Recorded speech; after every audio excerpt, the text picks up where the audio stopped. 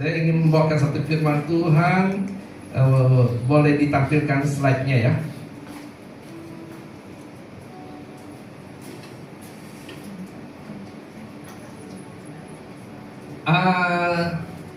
Saya mau bertanya Bapak Ibu, saudara-saudari, ada yang pernah melihat pajangan kaligrafi seperti yang nampak di layar? Maksudnya tulisan kaligrafi ya, bukan kursinya ya. Ada yang pernah melihat? Boleh angkat tangan. Oh, nggak pernah lihat. Kasihan deh. Jadi baru kali ini lihat ya. Haleluya. Nggak ngerti sih Pak, apa maksudnya Pastor ya? Kayaknya anak SD lagi tulis-tulis di situ kali ya. Nah, oke. Saya bantu supaya Bapak Ibu mengerti apa maksud tulisan itu ya. Boleh diklik berikutnya. Nah, klik sekali lagi. Ini lebih gampang dimengerti ya daripada coretan kaligrafi tadi. Ini bacanya run. Coba sama-sama katakan. Run. Ya. Masih kelipat-lipat lidahnya ya. Ada yang mengerti artinya di sini yang bisa bahasa Mandarin? Manusia bukan? Bukan, itu lain tulisannya. Haleluya. Oke, tidak masalah. Kita akan belajar pelan-pelan ya. Run ini kalau kita lihat itu ada dua huruf yang membentuk huruf ini. Klik. Yang pertama di atas itu tahu itu, dan berikutnya di bawahnya itu ada tulisan, itu artinya pisau ya. Berikutnya sin. Pasti tahu ya sin itu apa ya? Apa itu sin? Hati. Wah, ya, ini hati ya. Tahu ya sin ya? Ya. Jadi run ini kalau diterjemahkan secara harfiah itu dari dua kata, yaitu ada pisau, ada hati. Klik lagi coba. Ada pisau di hati. Wah, gimana rasanya kalau ada di hati kita tuh ada pisau? Ada yang pernah coba merasakan? Masuk rumah sakit. Sakitnya itu, sakitnya tuh di sini ya. Aduh ya, bukan di sini ya. Di sini sakitnya ya. Menderita ya. Astaga, pisau ditaruh di hati loh ya. Sakit, menderita. Nah, kata run ini ya, ditambah lagi satu kata, klik. Naik. Naik itu artinya klik tahan lama. Jadi kalau dua kata itu digabung, renai itu artinya tahan lama menderita. Tahan lama menderita. Apa ya arti kata renai ini kok tahan lama menderita? Apa-apaan ini maksudnya? Oke, kita akan perhatikan pelan-pelan. Klik lagi ya. Nah, jadi renai itu klik yang artinya tahan lama menderita, diterjemahkan ke bahasa Indonesia dengan satu kata. Klik lagi. Apa Bapak Ibu? Kesabaran. Ya, kasih tahu kan lagi. Saya baru tahu banyak. Jadi renah itu tahan lama menderita, artinya adalah apa? Kesabaran. Ya, kesabaran. Jadi kesabaran itu identik dengan tahan lama menderita, seperti ada pisau di hati. Ini bahasa Mandarin. Coba kita lihat di dalam bahasa Inggris. Klik. Bahasa Inggris diterjemahkan kata. Ada yang bisa membacakan untuk saya? Haleluya. Jadi Mandarin kurang, Inggris kurang, Indonesia aja lah ya. Oke. Ya. Long suffering ya, long suffering. Bahasa Inggris saya juga tidak begitu baik Bapak Ibu ya, tapi kita mau semua sama-sama belajar ya. Long suffering, kalau kita lihat ada dua suku kata di situ. Klik. Yang pertama long itu artinya ya lama atau panjang. Yang berikutnya lagi suffering itu kira apa ya? Benar. Klik. Menderita. Jadi long suffering itu artinya, klik lagi, kesabaran, sama ya dengan bahasa Mandarin. Jadi diterjemahkan dengan persis sama. Artinya lama, panjang, menderita, tahan lama menderita. Itu baru namanya kesabaran. Jadi kesabaran bukan berarti tidak marah-marah saja ya.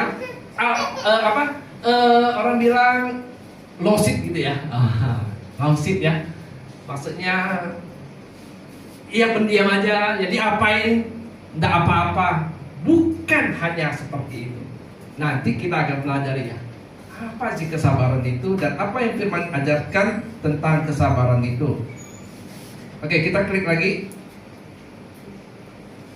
Jadi long suffering atau renai itu, klik, itu kesabaran, artinya adalah tahan lama menderita.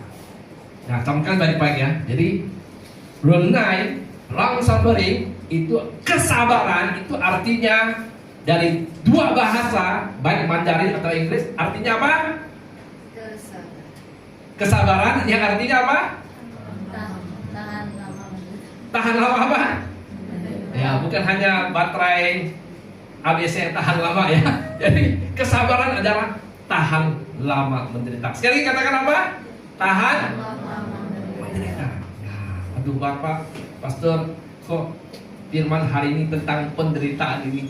Saya rasanya orang yang paling menderita di dunia ini ya. Bukannya saya harus dihibur ya. Oh tenang ya, tenang ya. Firman Tuhan pasti memberikan kabar baik. Amin. Oke, siap terima kabar baik? Nah, katakan amin. Amin. Kita berikan tepuk tangan dulu. Tuhan Yesus yang dahsyat. Oke, klik lagi ya. Nah, kita lihat ya tadi ya. Run itu dua kata, tahu dengan sing, yang artinya ada pisau di hati. Nah, klik dan pasti menderita. Nah, kita akan lihat sekarang pisau. Klik. Satu pisau kalau di tangan seorang penjahat, apa jadinya? Wow, bisa terjadi pembunuhan ya, perampokan ya. Wah, bisa ada hal yang sangat buruk. Kalau satu pisau yang tajam ada di seorang psikopat lagi, wah bisa dipotong-potong ya, kayak cincang ayam aja ya. Namun klik, kalau pisau di tangan anak kecil, ya kayak misalnya Bastian itu gimana? Apa jadinya? Oh, enggak, melukai diri sendiri ya. Ya cuma yang digambar ini ya karena untuk keamanan itu diganti pisau untuk selai ya. Kalau pisau benaran itu pasti udah luka-luka ya, berdarah-darah bayi ini ya.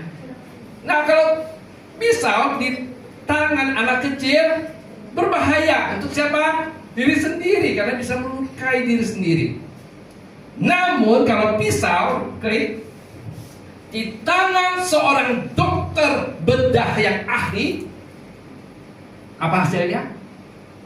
Pisau ini tentu akan berguna untuk mengoperasi, membuang tumor ya, menyembuhkan, bahkan menyelamatkan jiwa.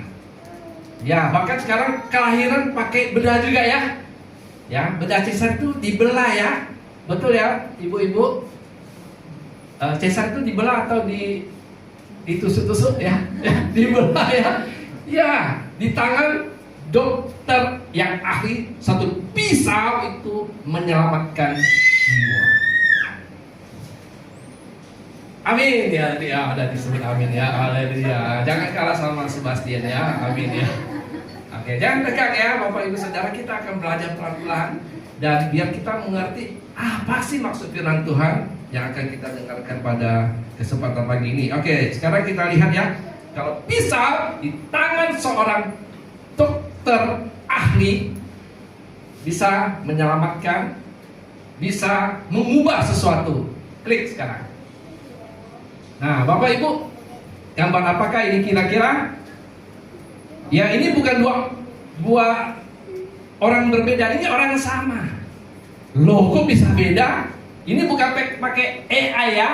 Ini hasil apa? Apa tuh oplas ya? Ya. Oplas itu apa? Operasi plastik. Jadi plastiknya ditempel-tempelkan?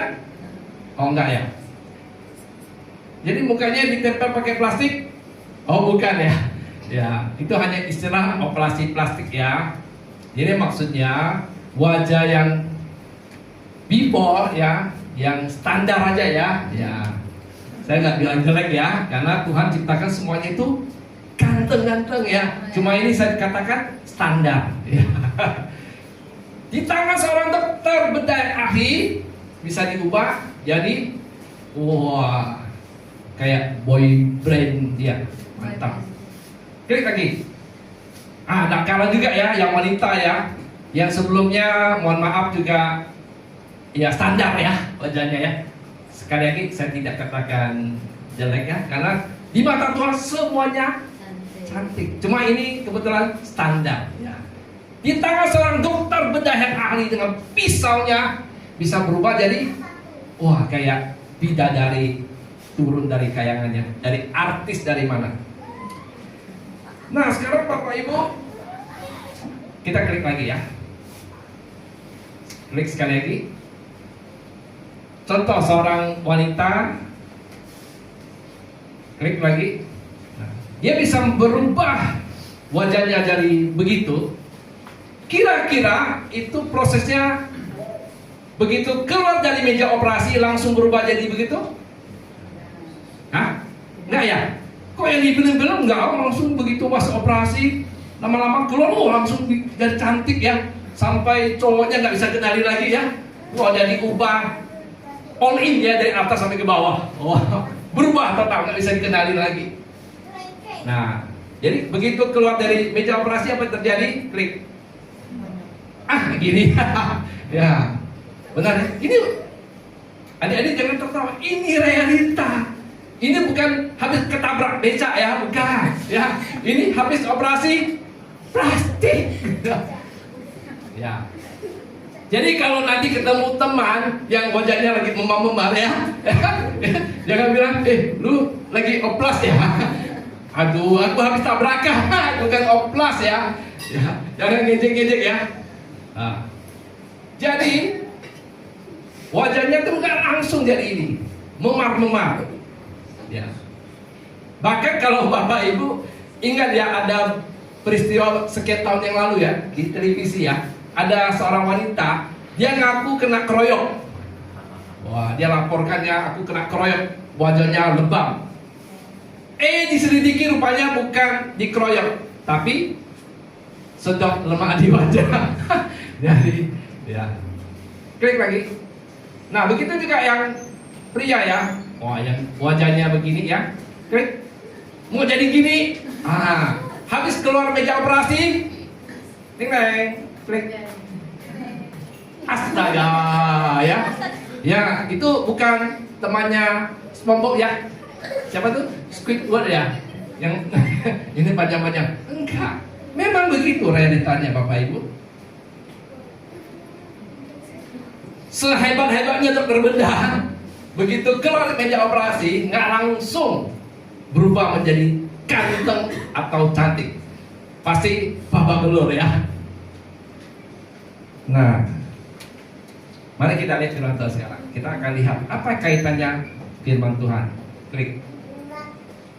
Di Roma 5 ayat 3 saya bacakan untuk kita semua.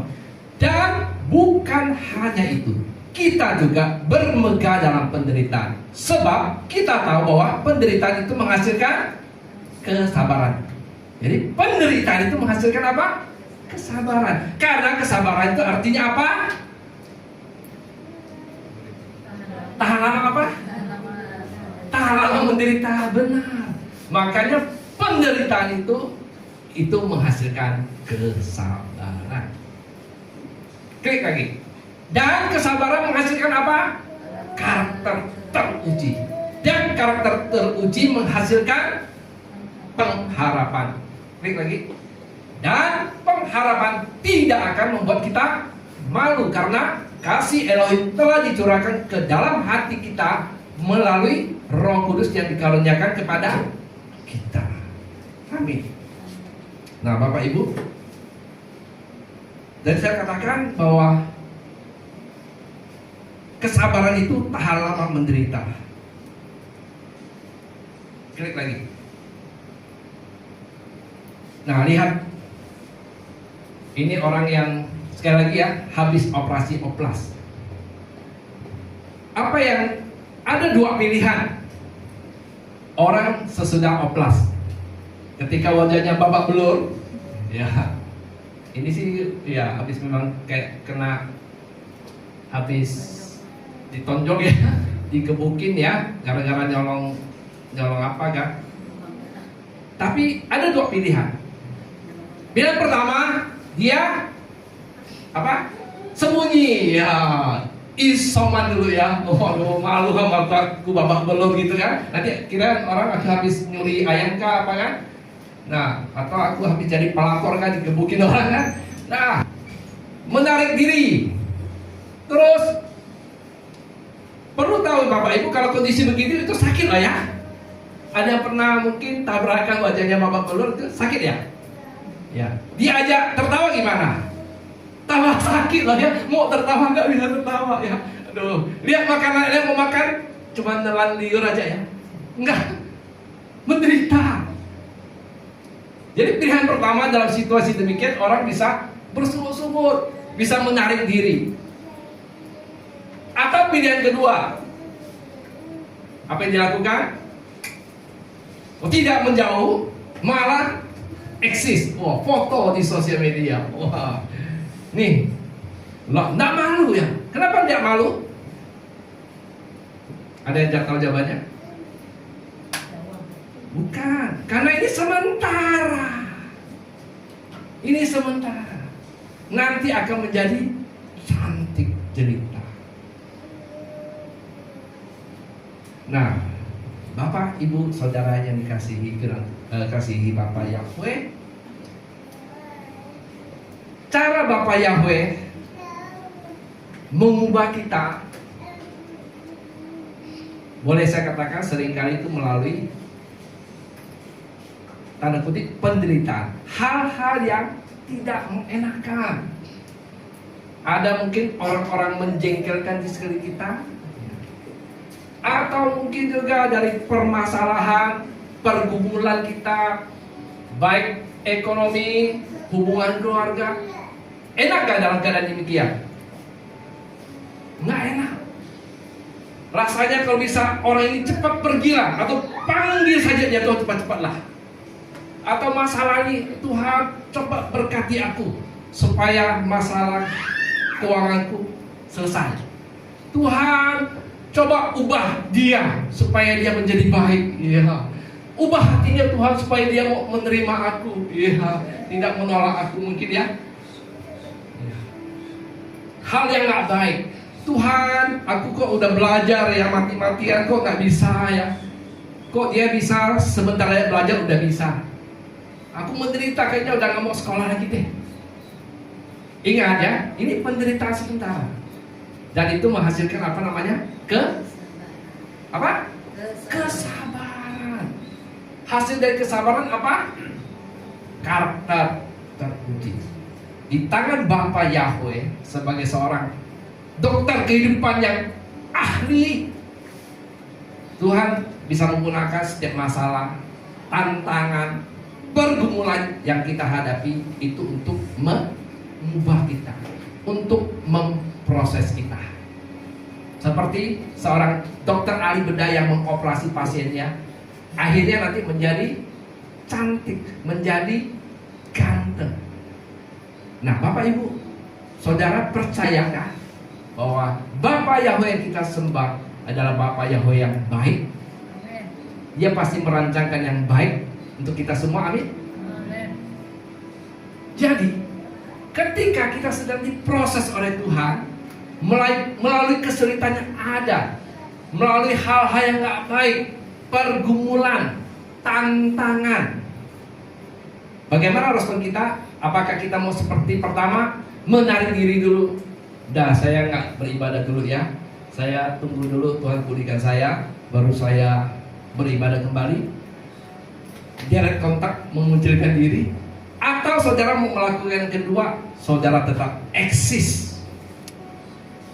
Karena saudara percaya bahwa yang saudara alami itu hanya sementara. Saya kasih tahu Bapak Ibu ya, masalah, tantangan yang kita alami itu hanya sementara. Ada kadaluarsanya. Nggak akan selama-lamanya Bapak Yahweh biarkan kita dalam kondisi demikian. Itu hanya sementara. Kalau kita percaya seperti orang di operasi plastik, kita percaya bahwa kedepannya kita akan menjadi pribadi yang teruji. Hasilnya, endingnya pasti sukacita, pasti hal yang bukan hanya hal baik, terbaik. Maka ketika kita menjalaninya sekarang, kita pasti menjalani dengan sukacita ya. Coba klik lagi, next. Ini lagi kan. Wah, 1 week hidungnya belum jadi, tapi dia sudah percaya ini nanti hidungnya akan bagus. Nah, begitu juga respon Bapak Ibu Saudara. Ketika kita diproses Tuhan, percayalah, sabar ya. Tahan lama, menderitalah. Nggak lama kan, masalah, tantangan pasti akan terakhir. Orang dunia mengatakan badai pasti berlalu. Yang tadi babak belur kan nggak selamanya babak belur kayak gitu ya. Ya pasti akan sembuh. Demikian juga kita percaya. Ketika tangan Tuhan sedang bekerja, dia berubah kita, membentuk kita, endingnya pasti yang terbaik. Engkau akan menjadi pribadi yang lebih kuat. Engkau akan menjadi pribadi yang dipakai oleh Tuhan untuk menjadi kesaksiannya. Amin Bapak Ibu. Jadi saya percaya pada pagi hari ini Bapak Ibu mendengar firman Tuhan ini disampaikan, engkau menangkap, oh saya mengerti kenapa saya harus mengalami ini. Jadi daripada saya menggerutu ya, saya bergembira. Makanya firman Tuhan dikatakan, kita kembali tadi ya, Roma, klik. Dan bukan hanya itu, kita juga bermegah dalam, katakan bermegah dalam penderitaan. 1, 2, 3. Bermegah dalam penderitaan. Berarti kita membanggakan diri dalam penderitaan. Karena kita tahu bahwa penderitaan itu menghasilkan kesabaran dan seterusnya.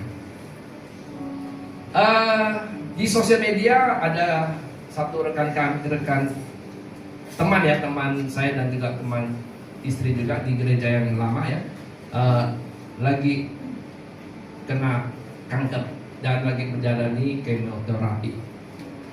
Tapi responnya luar biasa, dia posting di Facebook ya. Ketika dia menjalani kemoterapi ya, dia seorang wanita. Hal pertama terjadi setelah orang kemo, mahkota rambut ini akan dia posting. Dia nggak mau posting ya. Dia posting. Dia begitu di kemoterapi itu langsung lemah Bapak Ibu ya, bukan habis kemoterapi langsung sehat. Itu rasa terbakar tubuh kita. Tapi dia menjalaninya, dia posting di sosial media. Wah, luar biasa. Bukannya menghilang ya, karena dia percaya bahwa dia akan terima kesembuhan.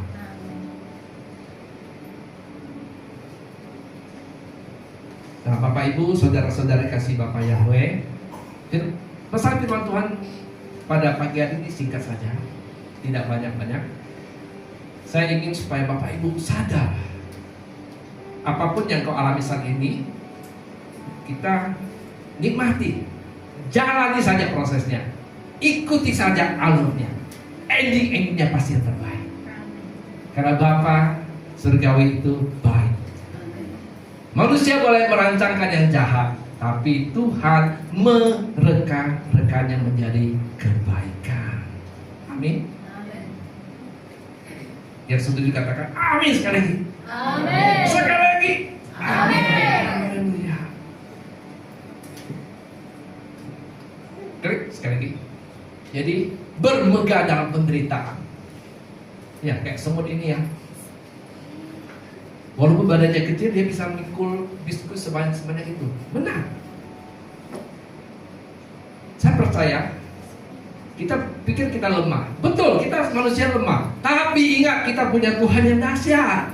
Ya, kita pasti dimampukan untuk bermegah dalam penderitaan, dalam kesulitan yang kita alami. Saya tidak tahu secara persis apa pergumulan Bapak Ibu, tapi saya mau kasih tahu. Sementara engkau menanti janji Tuhan digenapi, sementara engkau menanti jawaban Tuhan, mengapa kita tidak bermegah dalam penderitaan? Ya.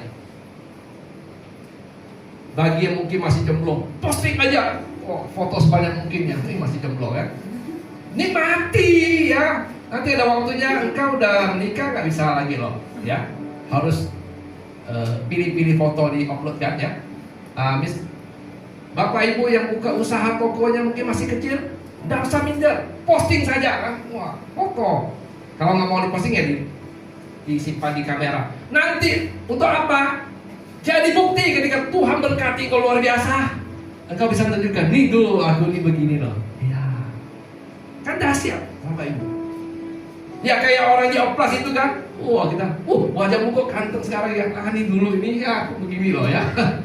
Ini prosesnya akan menjadi satu kesaksian yang luar biasa. Amin Bapak Ibu. Amin. Jadi bermegah dalam penderitaan. Percaya tangan Tuhan itu tidak pernah terlambat untuk menolong kita. Klik. Jadi nikmati setiap momen dalam hidupmu bersama Yesus Masia. Nikmati setiap ada momen yang ada. Ya. Saya masih ingat misalnya waktu anak-anak masih kecil kan, kita gendong ya, anak-anak bisa suka minta digendong ya. Kadang badannya sudah agak besar masih minta digendong. Kita rasa apa tangan ini sudah kayak mau mati rasa kan. Tapi sambil menggendong kita ingat, ini nggak selamanya kok dia minta digendong. Ada waktunya nanti kita mau gendong dia nggak mau lagi. Udah nikmati saja, gendong saja ya. Sama juga Bapak Ibu ya. Ketika saya masih ingat ketika dalam perjalanan waktu itu jalan Trans Kalimantan masih rusak ya. Ada 30-an kilometer masih jalan tanah. Jalan tanah semua. Jadi ketika kita mau ke luar kota harus lewat 30 km itu jalannya wah hancur lebur. Saya dengan teman saya ini tiap kali ke sana mengeluh terus. Aduh pemerintah nih kapan jalannya dibenarin itu kan masa kayak gini ngomel terus. Terus saya bilang, nikmati saja bro ya. Ini ntar lagi mulus kok. Kita nanti mau cari jalan kayak gini nggak ada lagi loh ya. Jadi nikmati saja. Ya. Nikmati setiap momen yang Tuhan berikan dalam kehidupanmu. Jangan kita bersungut-sungut. Sebaliknya kita mengucap syukur karena kita percaya ini hanya sementara. Ya. Tangan Tuhan pasti akan memberikan yang terbaik. Saya undang semua kita boleh bangkit berdiri. Kita mau nyanyikan lagu bahwa kita punya Tuhan yang dahsyat, yang ajaib, yang luar biasa. Nyanyikan lagu ini dengan iman. Kita hidup karena kita percaya. Haleluya.